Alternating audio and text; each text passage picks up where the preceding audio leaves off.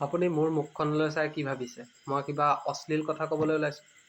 আচলতে অশ্লীলতা শব্দটো আমাৰ মগজুত ইমান গভীৰভাৱে সোমাই আছে যে মই এতিয়া যিটো শব্দ ক'ম, সেই শব্দটো শুনাৰ পাছত আপোনাৰ গা নোম শিয়ৰি উঠিব। বহুতৰে খোৱা আঞ্জা ডিঙিত লাগি ধৰিব। শব্দটো হৈছে ঋতুস্ৰাৱ, যাক ইংৰাজীত কোৱা হয় মেনচুৰেশ্যন, অসমীয়া ভাষাত মহিলাৰ মাহেকীয়া তেজ। অস্বস্তি লাগিছে চাগে, নহয়নে? কাণখন চাগে গৰম উঠিছে। স্ক্ৰীণখন স্ক্ৰল কৰি আঁতৰি যাব মন গৈছে। ইমান সোনকালে আঁতৰি নাযাব। আজি মই আপোনাৰ এই অস্বস্তিটো ধৰি ৰাখিম আৰু সমাজৰ চোতাললৈ লৈ যাম, য'ত অসমীয়া সমাজে এটা ডাঙৰ ভণ্ডামি কৰে। সেইটো হৈছে তোলনি বিয়া। প্ৰথমতে আমি ইয়াৰ বিজ্ঞান জানি লওঁ। কি হয়? সাধাৰণ কথা, এগৰাকী 10 বা 12 বছৰীয়া কণমানি ছোৱালী, তাইৰ শৰীৰত এটা বায়'লজিকেল পৰিৱৰ্তন আহে। এনক্ৰাইন নামৰ গ্ৰন্থিটোৰ পৰা হৰম'ন ক্ষৰণ হয় আৰু ডিম্বাশয় সক্ৰিয় হয় আৰু তাইৰ শৰীৰৰ পৰা প্ৰথমবাৰৰ বাবে তেজ ওলায়। বিজ্ঞানৰ ভাষাত ই এটা মাত্ৰ প্ৰতিক্ৰিয়া, যাৰ বাবে এই গোটেই পৃথিৱীত মানৱ জাতি জীয়াই আছে। আপুনি, মই, আপোনাৰ মা-দেউতা, আমাৰ মা-দেউতা, ককা, আইতা সকলো এই তেজৰে সৃষ্টি। কিন্তু এই বিজ্ঞানটোক আমাৰ সমাজৰ তথাকথিত বিজ্ঞ মানুহবোৰে কেনেকৈ লয় গম পায়? ইয়াক চিকিৎসা বিজ্ঞানৰ দৃষ্টিৰে চোৱাৰ সলনি আমাৰ সমাজে ইয়াক এটা চাইক'লজিকেল টেৰৰ বা মানসিক সন্ত্ৰাসলৈ ৰূপান্তৰ কৰে। ছোৱালীজনীৰ সেই যন্ত্ৰণাদায়ক সময়খিনিত যি ধৰণৰ মানসিক সমৰ্থনৰ প্ৰয়োজন আছিল, তাৰ বিপৰীতে সমাজখনে তাইক কি উপহাৰ দিয়ে? আইচোলেশ্যন বা অকলশৰে থাকিব দিয়ে, গিল্ট কমপ্লেক্স বা অপৰাধবোধ। মনোবিজ্ঞানত এটা এক্সপেৰিমেণ্ট আছে। যদি আপুনি কোনো এজন সুস্থ মানুহক আন্ধাৰৰ কোঠাত কেইবাদিনো থাকিবলৈ দিয়ে, তেতিয়া লাহে লাহে কি হয়, তেওঁৰ স্নায়ুবোৰ দুৰ্বল হৈ পৰে। তেওঁ ডিপ্ৰেশ্যনত যাবলৈ লয়, তেওঁ হেলুচিনেশ্যনৰ চিকাৰ হয়। আৰু এই নিষ্ঠুৰ চাইক'লজিকেল এক্সপেৰিমেণ্টটো অসমীয়া সমাজে সেই 10 বা 12 বছৰীয়া ফুলকমলীয়া ছোৱালীজনীৰ ওপৰত কৰে। প্ৰথম দিনাই ছোৱালীজনীক এটা আন্ধাৰ কোঠাত বন্ধ কৰি দিয়ে। ডেকা পুৰুষটো দূৰৰ কথা, জন্মদাতা পিতৃ বা মৰমৰ ভাইক ককাইহঁতকো তাইৰ ছাঁটোও গছকিব দিয়া নহয়। তাইক বুজোৱা হয় যে তই এতিয়া অপবিত্ৰ, তই কাৰোবাৰ গাত চুলে তোৰ ধৰ্ম নষ্ট হ'ব, কাৰোবাৰ মুখ চালে অমংগল হ'ব।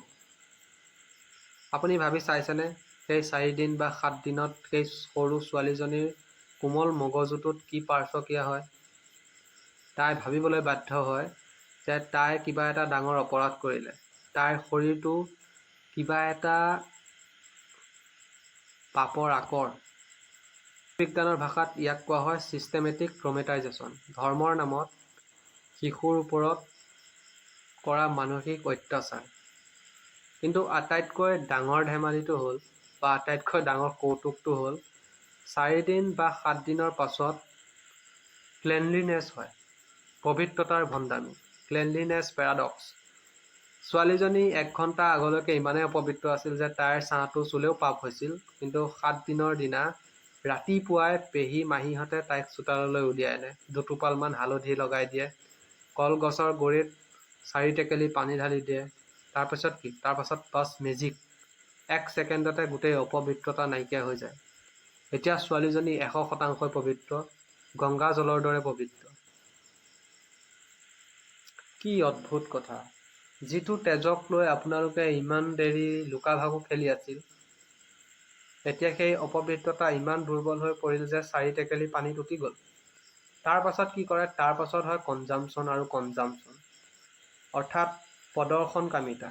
গোটেই গাঁৱৰ মানুহক নিমন্ত্ৰণ দিব, ৰাইজক মাতি মাছ-মাংস খোৱা হ'ব আৰু মাইক লগাই বিয়াৰ গান বজোৱা হ'ব। লাখ লাখ টকা খৰচ কৰিব, ঢোল কোবাই ৰাইজক জনাব, ৰাইজ চাওক। আচলতে এইটো মাৰ্কেটিঙৰ দৰে হয় যে ৰাইজ চাওক, মোৰ ছোৱালী বা আমাৰ ছোৱালী আজি তুলনি হৈছে, তাইৰ প্ৰথম তেজ ওলাইছে, এতিয়া তাইৰ সন্তান জন্ম দিব পৰা কেপাচিটিত আহি গ'ল। আচলতে এইবোৰ কথা হৈছে ব্যক্তিগত কথা, ৰাইজক ঢোল পিটি শুনোৱা কথা নহয়। লাজৰ কথা এইবোৰ। কিন্তু আমাৰ মানুহে কি কৰে? মেলা পাতে। আচলতে এইটো ধৰ্ম নহয়, সমাজ নহয়, এইটো হৈছে কালেক্টিভ হিপক্ৰেচি বা সামূহিক ভণ্ডামি।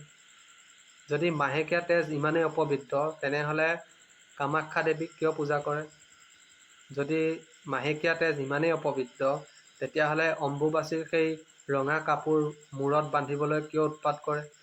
মানে দেৱীৰ তেজ হ'লে আশীৰ্বাদ আৰু ঘৰৰ জীয়াৰী বোৱাৰীৰ তেজ হ'লে অপবিত্ৰ।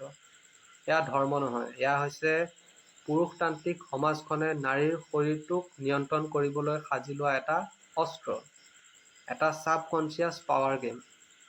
নাৰীক সদায় হীনমন্যতাত ৰাখিবলৈ ধৰ্মক এটা অস্ত্ৰ হিচাপে ব্যৱহাৰ কৰা হয়। তুলনি বিয়া পাতক, আপত্তি নাই, যি কৰে কৰি থাকক, আপোনাৰ টকা। কিন্তু ছোৱালীজনী ডাঙৰ হৈছে, অপবিত্ৰতাৰ নামত যি মানসিক নিৰ্যাতন দিয়ে সেইটো বন্ধ কৰক।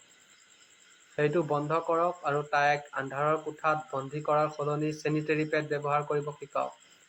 তাইক এইটো কওক যে এই শৰীৰটোৱে সৃষ্টিৰ আধাৰ।